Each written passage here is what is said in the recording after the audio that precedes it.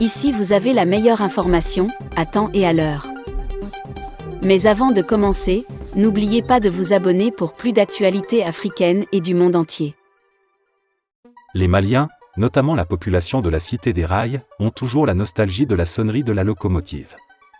Malgré des années et des promesses des autorités, rien n'est fait pour donner un ouf de soulagement aux Maliens. Dieu soit loué.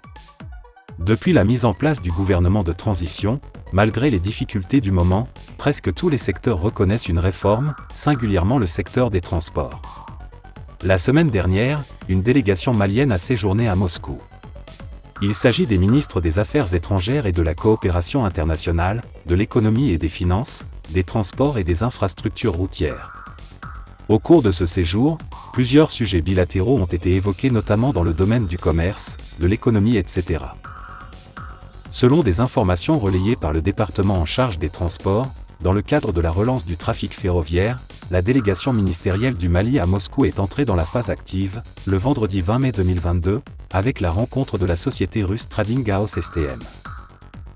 Madame la ministre des Transports et des Infrastructures et son collègue de l'économie et des finances ont eu une séance de travail fructueuse au vu de la qualité et la sincérité des échanges, à en croire les informations.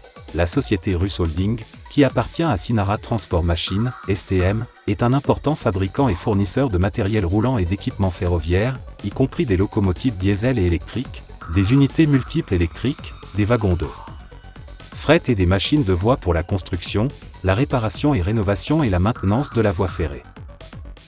Selon la même source, après des échanges sur les aspects techniques, les deux parties procéderont à la signature d'un mémorandum d'entente entre les deux parties, vendredi, en fin de journée pour déclencher le partenariat et entamer les travaux dans une dizaine de jours. Ce serait sous la présidence du ministre des Affaires étrangères et de la coopération internationale.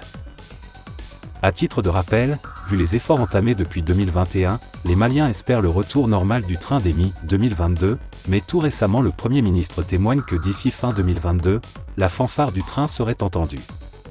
Ajoutons également qu'une locomotive avait fait un tour sur le rail à Bamako. Avant ce mouvement, les travaux de réparation des rails et des ponts ont également débuté, après une rencontre entre le gouvernement et la Société du patrimoine ferroviaire du Mali, Sopafé Mali SA. Toutes ces démarches consistent à relancer le trafic ferroviaire. En tout cas, depuis le début de tous ces pas, les Maliens, notamment la population de Kay et Kati, espèrent bien le retour normal du train qui joue un rôle fiable dans les activités des jeunes et femmes pour l'économie malienne.